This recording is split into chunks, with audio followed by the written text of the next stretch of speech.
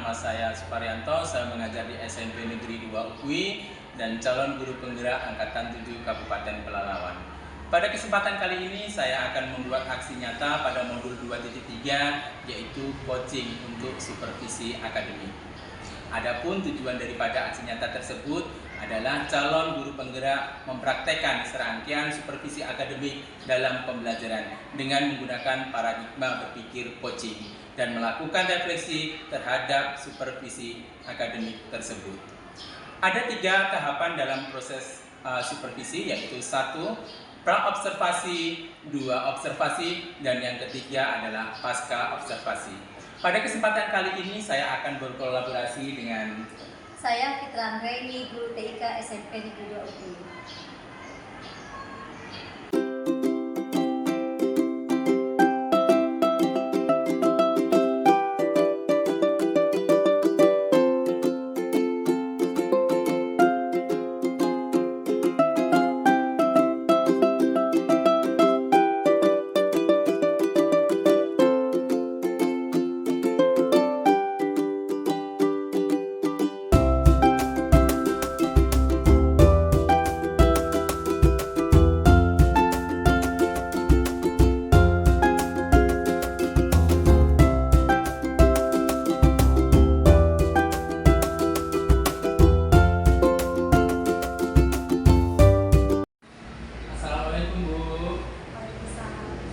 Gimana kabar hari ini, Bu? Baik. Terus bagaimana kabarnya? Sehat, Bu. Semoga kita semua dalam keadaan sehat dan baik-baik saja ya, Bu, agar kita dapat melaksanakan tugas kita sebagai pendidik, yaitu mencerdaskan anak bangsa. Jadi, Bu, kemarin kita sudah janjian hari ini bahwasanya kegiatan hari ini adalah pra-observasi, yaitu tujuannya adalah mengetahui sejauh mana persiapan Ibu untuk melaksanakan kegiatan pembelajaran besok. Sebenarnya, Bu, observasi ini di mata guru ini adalah kegiatan yang menakutkan atau momok yang menakutkan atau menegangkan. Padahal tujuan dari supervisi ini adalah memperbaiki proses pembelajaran yang telah berlangsung. Jadi ada evaluasi untuk pembelajaran yang lebih baik lagi. Kita mulai ya. Harapan apa yang Ibu inginkan dari pertemuan kita kali ini? Harapan saya ingin mengharapkan ya Pak, melalui pra-observasi ini agar saya nanti bisa mempersiapkan proses pembelajaran dengan sebaik-baiknya. Kemudian Pak Supar sebagai supervisor ke saya agar memberikan masukan-masukan agar pembelajaran saya besoknya berjalan lancar.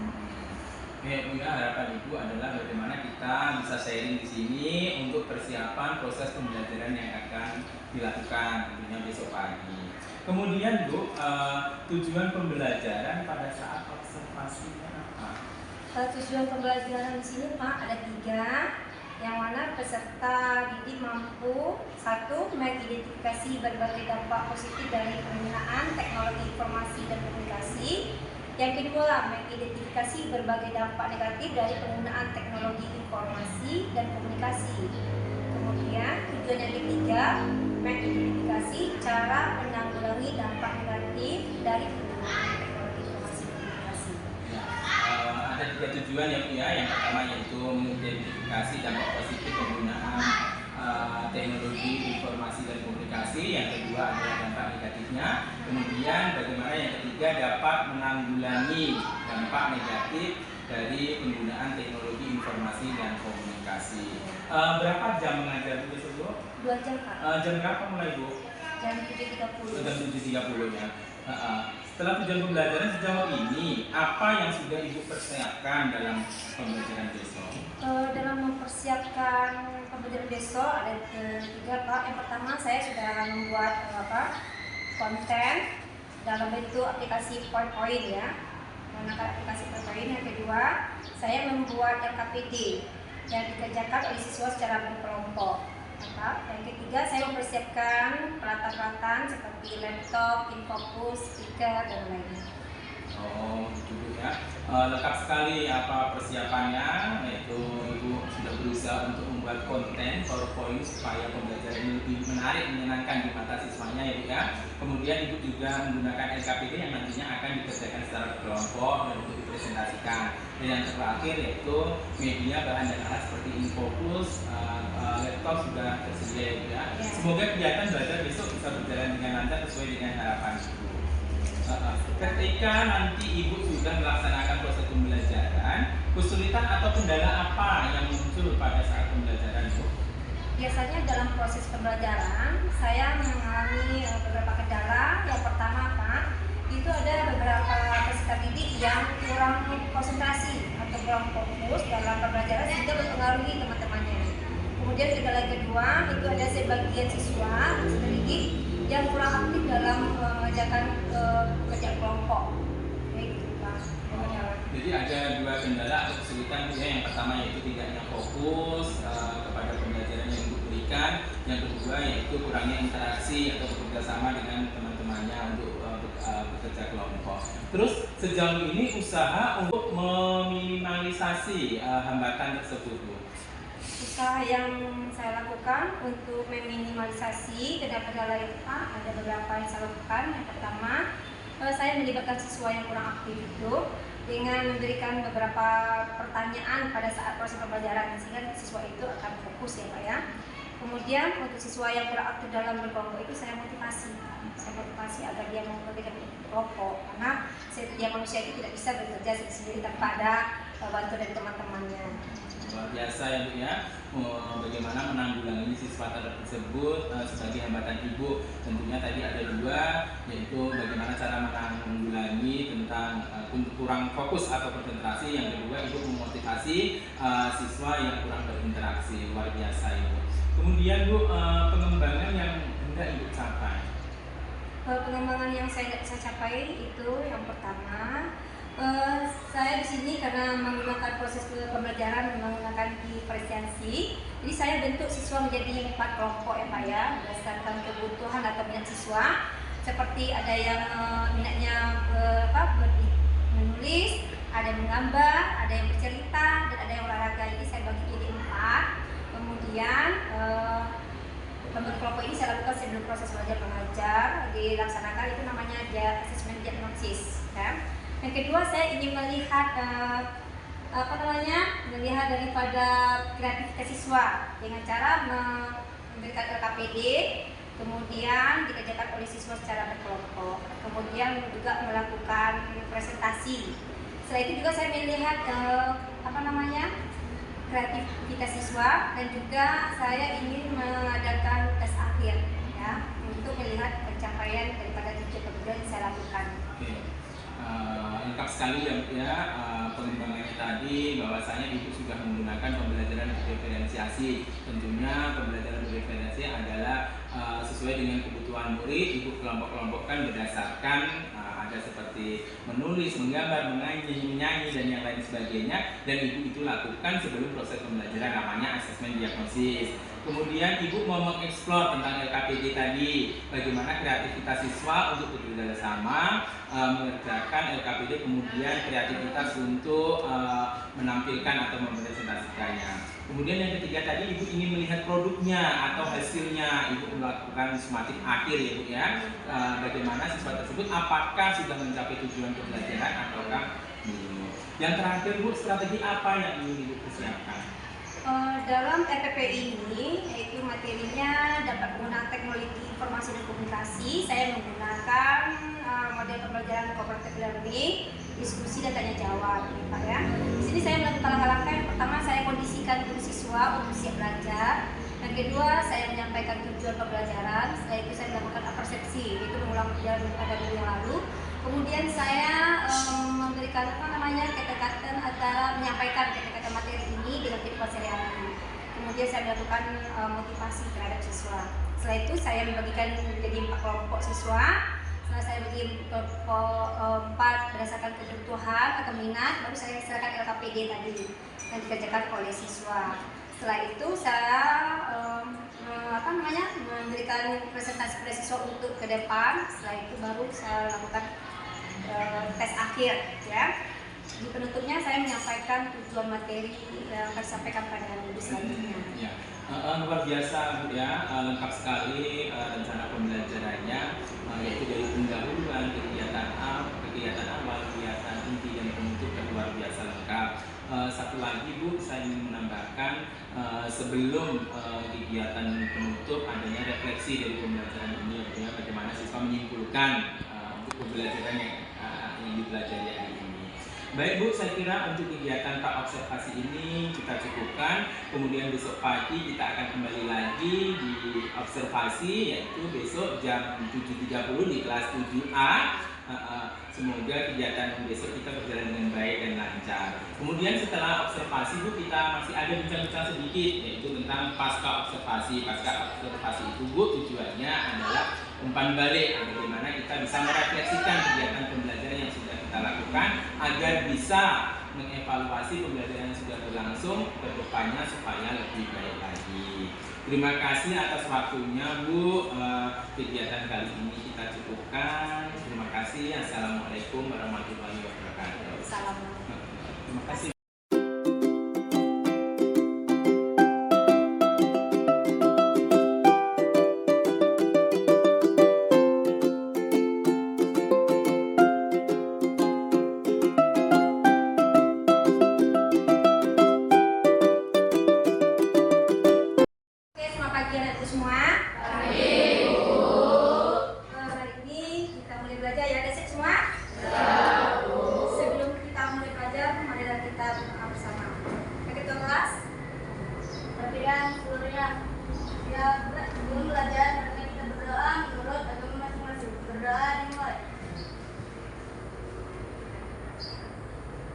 Berdoa selesai, memberi salam. Assalamualaikum warahmatullahi wabarakatuh.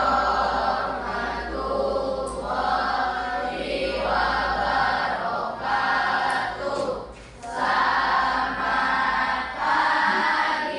pagi, Bu.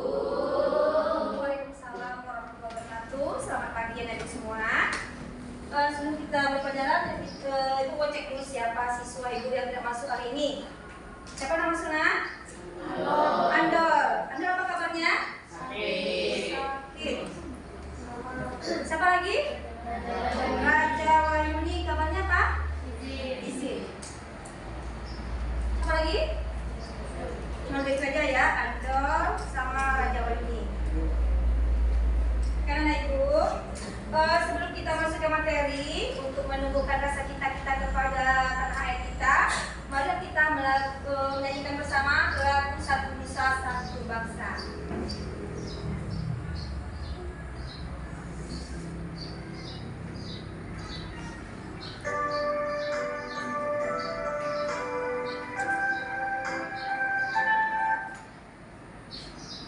Yuk, mulai ya. 1, 2, 3.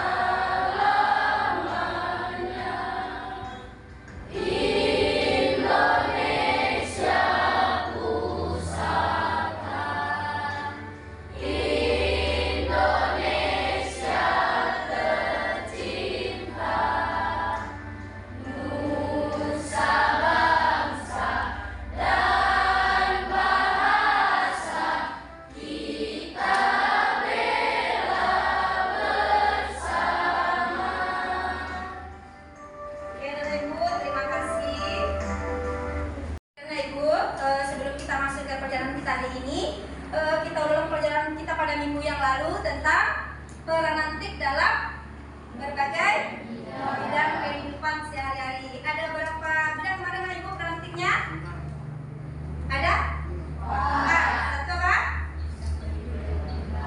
Ya, berarti dalam bidang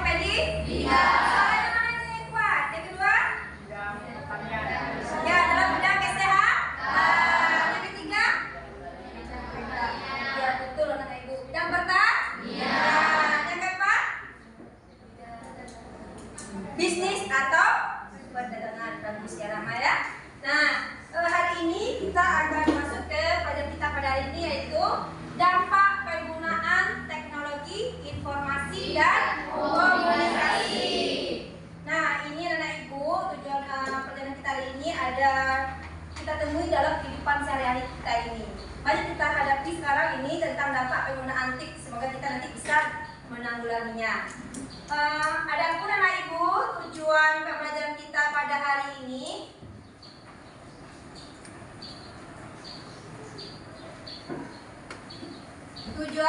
belajar peran TIK dalam bidang pendidikan ini dalam kehidupan sehari-hari.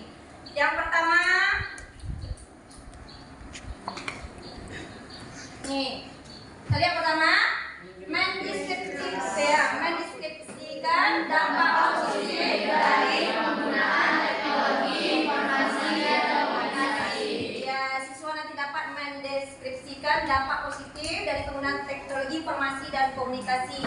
Kemudian tujuan yang kedua anak ibu, mendeskripsikan dampak negatif dari penggunaan teknologi informasi dan komunikasi. Ya.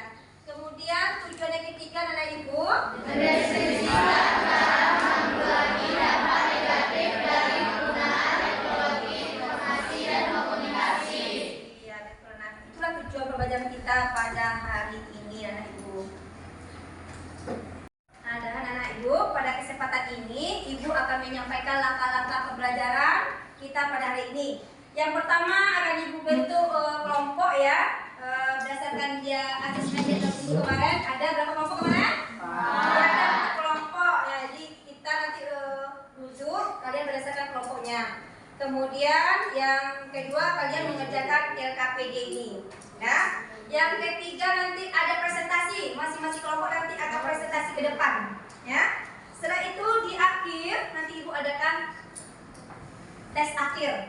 Jadi anak ibu akan mengerjakan tes akhirnya nanti ya. Untuk mempercepat waktu anak ibu silakan bergabung ke kelompok yang terbagi. Pak, kelompok 1 di sini ya, kelompok 1 di sini, kelompok 2, kelompok 3, kelompok 4. Ayo bersama.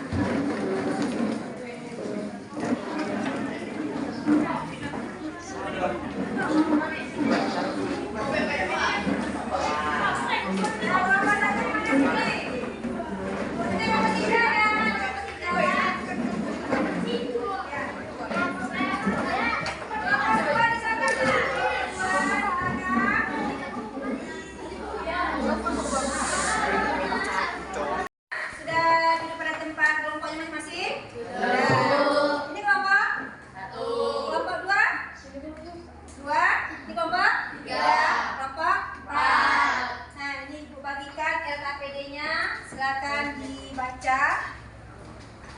Nih, baca ya.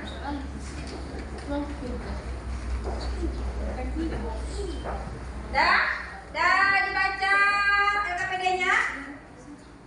Dah, kira-kira kita sepakati berapa menit? Ya, bisa kalian kerjakan 10 menit? Nggak bisa. Jadi berapa menit maunya? 20 menit? Oke, gimana dengan kelompok 4? 20 menit bisa? Kelompok 4, oke, bisa? Oke, baik, kita mulai dari sekarang. Selamat mengerjakan.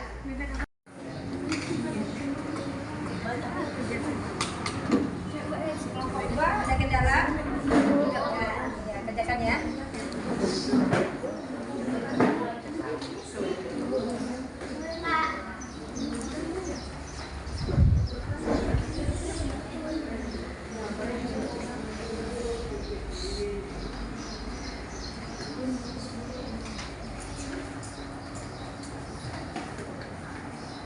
Dika, bisa kerjakan? Iya, langsung aja. Anak, waktunya sudah 20 menit. Udah siap semuanya kelompok? Udah. Kelompok 1? Kelompok 2? Kelompok 3? Udah siap? Kelompok 4? Oke. Baiklah, ini saatnya tiba kita presentasi ya. Untuk presentasi ke depan. Kelompok mana yang siap tampil untuk mempresentasikan tugas LKPD-nya?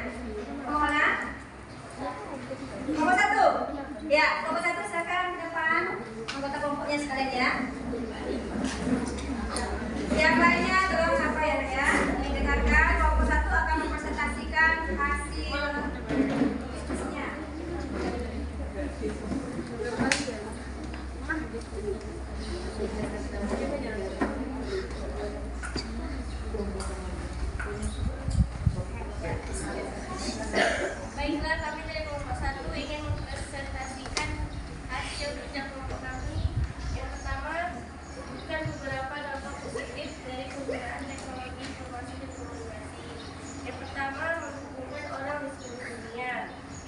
penyebaran informasi yang cepat.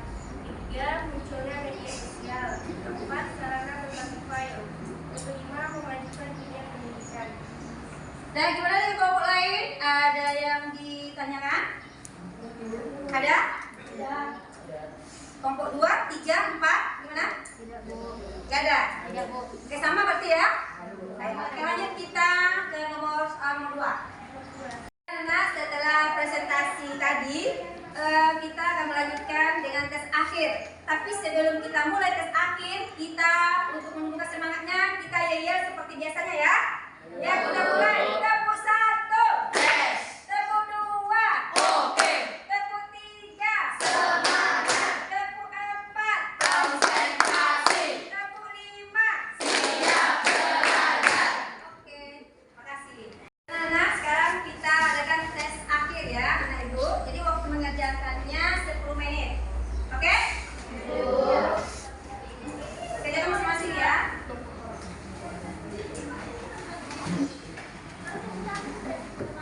Ini bagi masing-masing ya.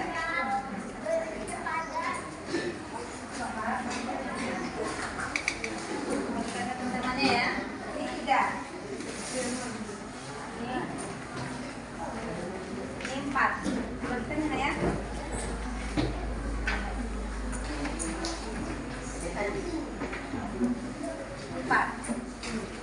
Bagikan ya.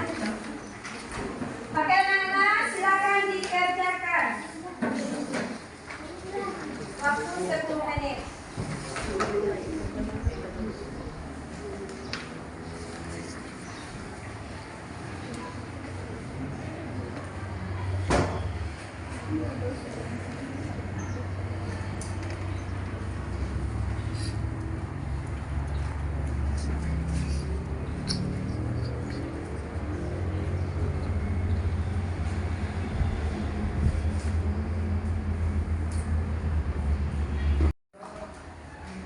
Oke anak-anak ibu, dari hasil tes akhir tadi ya, sudah ibu lihat hasilnya.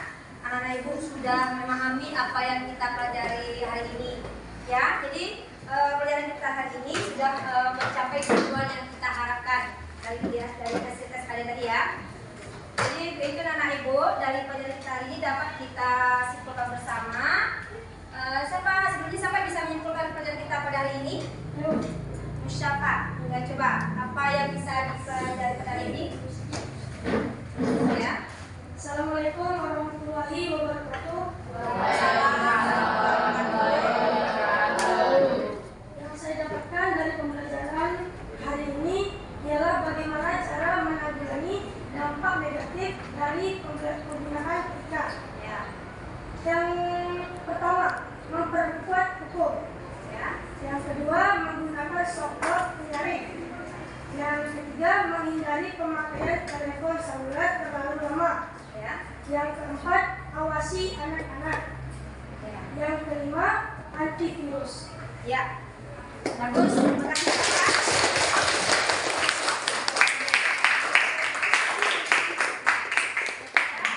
Jadi dapat kita simpulkan bersama untuk pelajaran hari ini bahwasanya cara penanggulangi dan dampak penggunaan TIK itu ada di 5. Yang pertama adalah pemberlakuan hukum. Yang kedua menggunakan software penyaring. Yang ketiga menghindari pemakaian telepon seluler terlalu lama. Yang keempat awasi anak-anak. Dan yang kelima antivirus. Ya, masak antivirus di perangkat kita. Nah, dan anak ibu cukup sekian. Dan untuk materi minggu depan, silakan baca anak ibu berikutnya tentang perangkat keras komputer atau software komputer ya. Dan sebelum kita akhiri pelajaran kita, mari kita tutup dengan berdoa.